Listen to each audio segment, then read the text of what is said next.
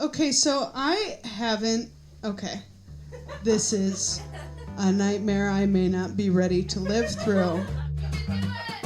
I started getting crushes on boys. Real embarrassed about this. My mouth gets the best of me pretty much all the time.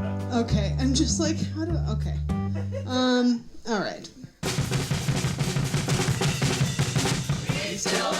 There we go. Hey everybody, I'm Jesse Batend, and this is We Still Like You, the embarrassing storytelling show where every month all around the country, people get up on stages and tell audiences their most shameful or embarrassing secrets and stories. And this week, just in time for the Super Bowl, we have a couple stories of football-related shame. One of the very first truly intentional lies I remember telling was to my grandfather.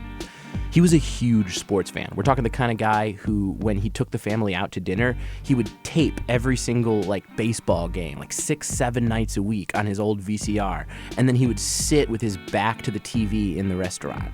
If someone nearby was reacting to the game, he'd hum a song so that he wouldn't overhear the score. I ended up kind of loving sports as a kid, and as a chubby little guy, I correctly figured out that the sport for me was football. I was faster than any kid my size had any right to be, and chubbier than my pediatrician would have liked. But football was the only game that my sports-loving grandfather actually banned me from playing. I remember this perfectly. We were watching a Bears-Lions game, and one of the players went down, grimacing in pain, had to be carted off the field. My grandfather mutes the TV, turns to me, and says, "Promise me that you will never play football." And I didn't know what to say. I loved playing football. There wasn't a team at my school, but I definitely had a sign-up sheet from the local park district stuffed to my desk at home. And sitting there in front of this guy I admired so much, I said, "I promise." Now, I never actually ended up playing football in any organized way. Pickup games, sure, but I never joined a team. Still, I also knew that given the chance, I would have. And knowing that I couldn't really promise what I was promising him made me feel shame. This week is all about football-related shame. Later on in the show, Tyler Gooch impersonates a long snapper. But first, comedian Tom Fell proves that football can be as dangerous for fans as it is for the players. From Chicago, here's Tom Fell. This was September 9th, 2017. 2 days before the 16th anniversary of the day the towers fell. And it was the greatest season on earth, football season. UGA, aka the Dogs, were scheduled to kick off the 2017 season against the Notre Dame Fighting Irish in a unique interconference matchup any football fan would dream of. To all you fine art dweebs out there who are above sports, just know it was a rare occasion. I graduated from the University of Georgia in 2011, otherwise known as the Harvard of Northeast Georgia. Apart from chugging beer and not having penetrative sex because I was still Christian, most of my days were spent up painting up for football games to cheer on UGA to victory over whoever we were playing that week. That weekend, one of my best friends from the old paint-up group, Corey, who's right here in the front row, had literally moved to Chicago the night before the game, and we decided we'd drive the hour and a half to South Bend to tailgate with other Dog fans, soak up Notre Dame's legendary campus, and catch the game at a bar in town. I drive my car there in the morning, and Corey kind of half-heartedly volunteered to drive back at night. Corey also told me that our friend Kevin flew in for the game and would be joining our party. Kevin lived in New York City and was one of the first employees of Snapchat. That's not really that important, but just know he's rich, and spending $800 to fly to a football game is just a thing he likes to do. There we were, Tom, Kevin, and Corey, the holy trinity of bland white men, barreling towards the bland white mecca of South Bend, Indiana. We found a spot, and after pounding a few beers, we took a 12-pack and a handle of Malort out among the Catholic schoolboys and schoolgirls. We made sure to grab a photo in front of Touchdown Jesus, the 60-foot mural of Jesus Christ on the Notre Dame library. As I gazed up at the iconic painting, I thought of the day's matchup. SEC versus Independent, Dogs versus Irish, Protestants versus Catholics, baby. I never really been one for Catholicism as I was raised Protestant. A lot of people don't really see what the difference is, but ask any Christian and they're like two separate religions, like Sunnis and Shiites, or that kind of Mormonism where you can have 2 wives, and the kind of Mormonism where you can have a ton of wives.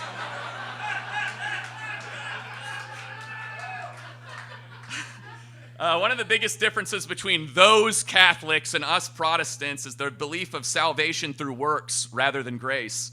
Meaning that it doesn't matter how many rituals or good deeds you do or how many episodes of Young Pope you watch, salvation is reached solely through God's grace and belief in Jesus Christ. Little did I know the punishment Catholic God had in store for me that day. Shortly after we hit up the tailgates, crushed another 12er of cold ones, and finished the bottle of Malort, it was game time, baby. Snapchat Kevin had purchased a ticket to the game for $500. So Corey and I found a bar within walking distance. We discovered a shortcut through one of the campus intramural fields, and as we came to the end of the field, we realized there was a 5-foot-high fence between us and where we needed to be. Rather than backtrack 10 minutes and find a way through, we decided to hop over it. After all, we were young, able-bodied men who were also drunk. It was metal, flimsy, and, well, a fence. I made my way up, and when I leapt over to the other side, I fell hard on my left heel and heard a very loud, ominous pop before feeling my knee give out and I collapsed to the ground. I had conquered the fence, but unbeknownst to me, the fence had torn my ACL. The weird thing about tearing an ACL is that it can be one of the most painful injuries imaginable, but also feel like a small sprain. I tore my ACL when I was 17 and it was unbearable. It felt like my entire knee had been ripped apart from my thigh. This time, though, I barely felt much at all. After about a minute on the ground, I felt good enough to walk on it. Within 5 minutes of me getting up, my knee had already given out twice, causing me to fall down hard and look not only very injured, but very drunk. That being said, I was both. Corey and I made it to the bar and immediately took advantage of the $3 24-ounce beer. Corey, it's so cheap! I would yell and then fall down on my way back to the table. By this point, fluid had filled my knee and it had swelled up to the size of a baby's head. It was like I had a twin brother growing out of me. The mass amount of fluid immobilized it, and combined with the alcohol definitely numbed the pain. At the start of the fourth quarter, I got up to take a piss. But as I came out of the bathroom, a bouncer came up to me and said, "Sorry, sir, but we're going to have to kick you out." What? Why? I asked. And she said, "The bartender says you're too drunk." "But I have a knee injury." I said, "Sorry, dude, you gotta go." I was pretty pissed, but I'm also smart enough to know that arguing with someone about how drunk you are just makes you seem more drunk. I said, "Well, can you at least get me my coat if I'm gonna have to walk back to my car?" The bouncer said, "Sure." And then she said, "You know, thank you for being so fine with being kicked out of this bar. Most people are not this cool."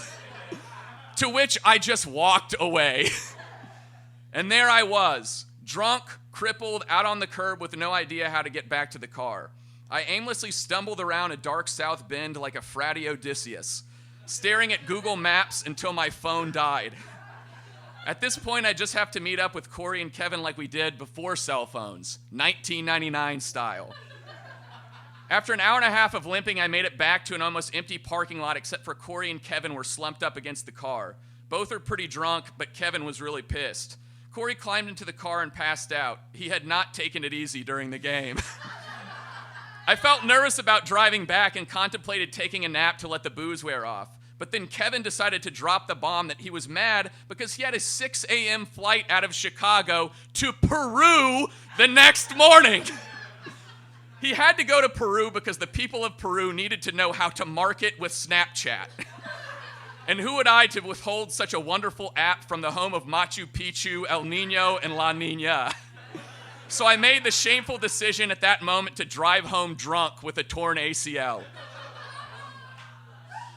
The blind confidence of the booze and adrenaline and breaking the law definitely helped me focus. I felt with it, but Kevin assured me I was not driving well.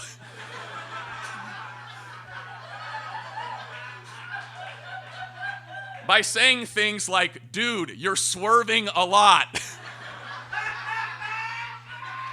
And are you sure you're good? To which I would respond, Kevin, chill out, I'm in control. Which I know sounds terrible, but Kevin was being a real negative Nancy for an also drunk guy who was flying out at 6 a.m. on a Sunday for a company that was invented to help teenage people send nudes. Eventually, Kevin chilled out, and I started to drive well. Corey was unresponsive. He had passed out the second we stepped in the car. We finally made it back to my place. My knee was so swollen, I called my girlfriend, and she took me to the hospital. One MRI later, and I got confirmation I needed surgery. On a cold October day, they took a dead guy's ACL out of his knee and put it into my knee. After my surgery, I couldn't help but wonder who he was and how he had died. I'm sure his family probably thought his tissue would go to some promising young athlete, not some sports douche with a penchant for drunk driving. Even though I was the only one that got hurt, I still feel like I really let society down. I certainly got off easy with just a torn ligament. Even a $5,000 surgery and a year of recovery is cheap compared to a DUI or vehicular manslaughter. There's really no way you can make drunk driving cool, even if you do it with sunglasses on and in a leather jacket. But the shame I've carried for the past year definitely made me think a lot about atonement, and although I've tried to laugh it off, I can't, which is why I've decided to pray to you for forgiveness. After all, you guys are all made in God's image, and what kind of Protestant would I be if I didn't knowingly do bad things and then with the expectation to be immediately forgiven afterward? So I'm going to bow my head and pray, and then I'll get out of here. Dear God, please forgive me for driving drunk and putting lives at risk. I'm genuinely sorry. No amount of booze nor sweet, sweet college football is ever worth potentially killing friends or a stranger. Thank you for the guy you sacrificed so that I could have his ACL and occasionally move from side to side. And thank you for reminding me that I'm not invincible, just an idiot. Go Dogs, amen. Thank you guys. Thank you.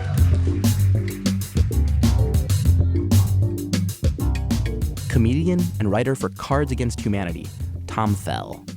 Coming up, Tyler Gooch makes the team.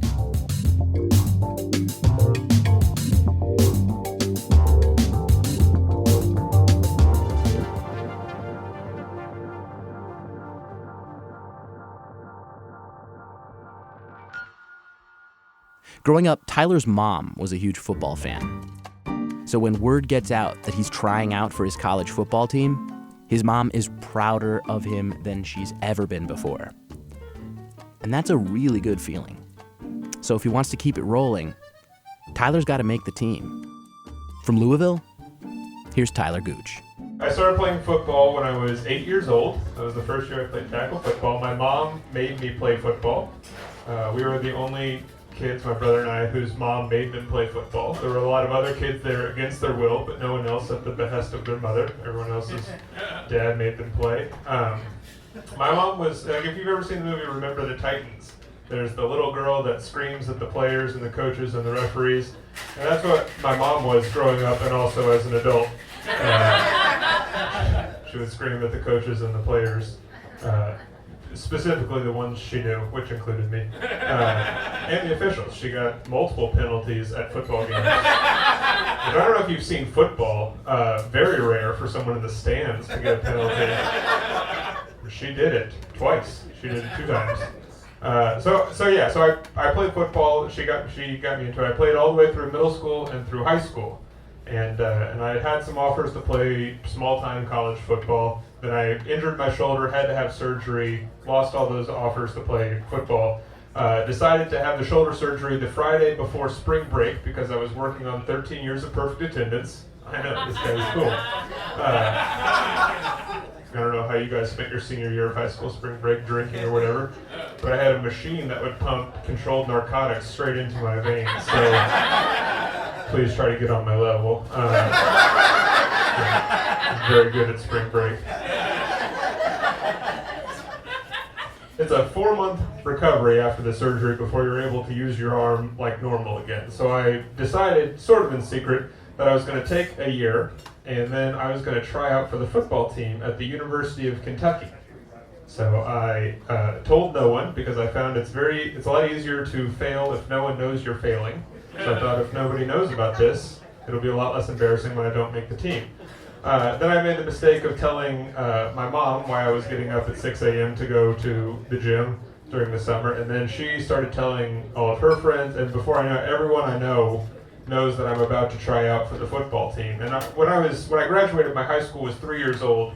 No one from our high school had ever played Division I sports of any kind, so I would have been the first person to play a Division I sport, which is a lot of pressure when you're 18 and you don't have anything actually important in your life. You feel pressure for made-up things like that. So I spent all summer training and practicing, and I go to the tryouts the first day of school my sophomore year, and I go out there. There was a lot less running involved than I thought there would be, which was a great sign for me. And I know what you're thinking, like, oh, Tyler, you probably played some sort of cool position like quarterback or something like that. And I played a position that no one, even casual football fans, don't know exists. It's a position called long snapper. If you don't know what that is, regular first down through third down play. There's a guy, he's called the center. He holds the ball. The quarterback walks up and in a very non-homoerotic way puts his hands in the undercarriage of that person. And the play is started when he hands it back between his legs. On fourth down, it changes that when you have to pump the ball or kick a field goal, you have to have a specialized center come out there. That's this guy. I come out there. The job of a long snapper, you don't have to be fast or strong or anything. You just have to look between your legs, throw the ball at the guy standing back there as hard as you can, and then not mind getting hit in the neck right afterwards. That's exactly what it is. Are you big? Okay, you can be a lineman. Are you fast? You can be a wide receiver. Is it okay if someone hits you in the neck and you can try not to think about that? Okay, you can be a long snapper. Perfect. Welcome to the team. So I try out. The tryout takes a half hour. I thought it would be a lot longer. The coach calls me over afterwards. He says, I really liked what you did out here. We're going to talk, and if you make the team, we'll give you a call on Monday. So I wait through a very long weekend, get a phone call on Monday, and the guy says, guess what? You made it. So I am running around my room trying to not sound out of breath from celebrating, because I feel like it's not a good look for a now college athlete to be out of breath so quickly. And so he asks me what my class schedule is, and because all through high school, football practice was in the afternoon, I had planned out and scheduled all my classes in the morning. However, in college, they have football practice in the morning because you're allowed to have classes at night in college. I didn't think about that. So they said, you're not allowed to change your classes, but you can be on the football team starting in the spring. And I said, great. I don't know if you guys know this. Football is not played in the spring. Very much a fall sport.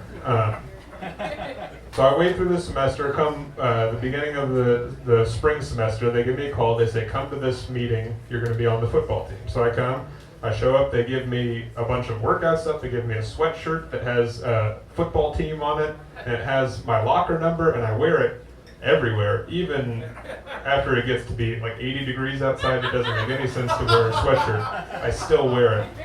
And also, where it would have the number of the person, mine said 113. I don't know if you know how football jerseys work. They only go up to 99, and they run out of numbers at a certain point, and people like me get made up numbers. That's what I have, but I still wore it with pride. And so I went through all the workouts and stuff in the spring. And at the end of the spring semester, they have what's called spring practice, where they have a bunch of full pad practices where you're at the end of each week they have an inter-squad scrimmage, and fans are invited to come to that. So I get all my equipment. I take one of the only selfies I've ever taken with my new UK football helmet on. And I send it to my mom, who's a big UK football fan. And she sends back, "I've never been more proud." And I feel great. And we go out, and I do the practices. We have the first scrimmage. The guy says, "Gooch, get in there." I go in, I snap the ball. It's perfect. Everything's great. My mom comes after me afterwards, tells me how proud she is. It's great. Second scrimmage, he says, "Gooch, get out there." I go out there, and I mess up. There's really only one thing you have to do, and that's throw the ball to the guy, and I mess that up. I threw it way over the guy's head, to the point where everyone in the stadium, the 200 or so people that were watching, knew exactly whose fault it was. The head coach started yelling at me, and I realized as he was yelling at me, he, one, did not know my name, and two, this was the richest person that's ever yelled at me. It's still to this day, it's the only person that makes over $1 million a year that's ever screamed at me. And I was very cognizant of that in the moment. Like, I don't know why, because I was very upset, but I was also very aware of what was happening. So anyway, so I go off, they have a final scrimmage where all the fans come. The blue-white game is what it's called. I have friends that aren't even football fans, aren't UK fans. They come just to see me. And I don't get in the game because it's kind of close, because they're equally bad on both sides. And so I don't get in the game, but I feel pretty good about it. Everybody comes up to me. All my friends want to take pictures of me in my uniform after the game. It feels great. A couple days later, the special teams coach calls me into his office, and I kind of know what's coming because I didn't play in the last scrimmage. And he says, "Tyler, we only have so many roster spots. I can't keep you around for this coming season. You're going to get cut from the team. But here's an invitation. You can come to my house for tacos this Saturday." And I don't know if I was just still in shock from having been cut or if I just liked tacos that much. I went to it, and I ate his tacos. It was very strange to sit there with the person who just shattered your hopes and dreams, ruined the biggest achievement you've had to your life. But his wife made really good tacos because it was like soft shells, but she fried them. I don't know how she did it. It was really good.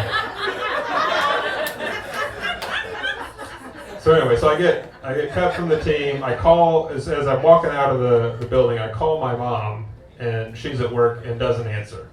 And so then later she calls me back and she says, "Oh, I'm sorry I missed your call. What's going on?" And I panicked and I said, "Nothing." So then I figured I'll go home this weekend, I'll tell her I got cut from the football team. She'll say, "Oh, I'm so sorry, you get to go pick out where we go to dinner, and I'll get a free dinner out of it." And so I went home, and I sat on their couch, and I looked over, and the background on her computer was the picture of me in the football helmet. And I don't know if it was that I was concerned that football was the main thing that my mom and I had in common, or if I just really liked that picture, I didn't want her to delete it. But she said, "How's everything going?" I said, "It's great. Just, trying to get ready for the upcoming football season." And she tells everyone, like proud moms do, that I'm on the football team, and I don't correct anyone to the point where practice has started. Like, you would conceivably think a football player would be back on campus. And so I think at that point she kind of figured it out. But there were people that I don't know every week, and they kept talking to me. They kept coming up to me, and they would say, "Tyler, I heard you made the football team. That's great. I'm going to go to the game on Saturday. Will you be there?" And I said, "Yeah, I'll be there." And I got so afraid to correct people that I was like a woman in a sitcom at a bar where I had like a fake number I would give out to people when they were like, "Hey, I didn't see you on the sidelines. What number are you?" 62, because I knew 62 was a guy that looked kind of like me from a distance. And he also didn't play that much, so they wouldn't say his name over the intercom.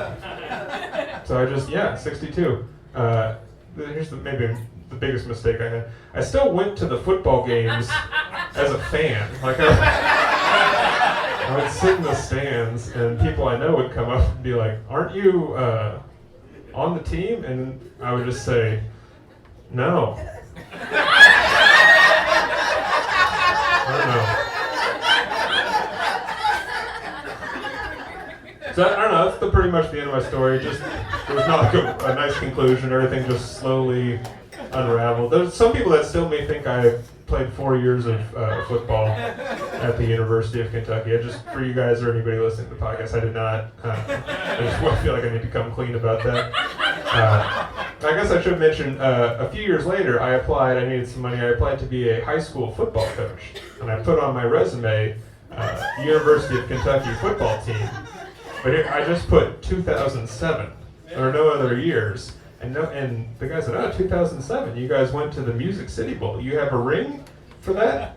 I said, yeah, I keep it at my parents' house. And she's like, oh, okay, cool. And I got the job, I guess under false pretenses. And I was put in charge of coaching long snappers for 3 years. I don't know, I guess the moral of the story is just lie to people.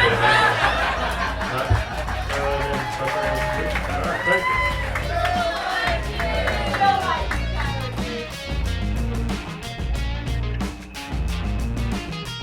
Comedian Tyler Gooch. And that does it for this episode of We Still Like You. If you enjoyed today's show, do us a favor and tell someone about it. You'll never know how much it actually helps. If you really want to do us a solid, sign up to support the show on Patreon. Check out patreon.com/We Still Like You. A couple of bucks a month will keep the roof over our heads and get you something cool. If you want to tell a story at one of our live shows, check out the submission page. You can find that at WeStillLikeYou.com. We're on Facebook at We Still Like You. We tweet at We Still Like You. I'm Jesse Batend, and as always, thanks for being your terrible selves.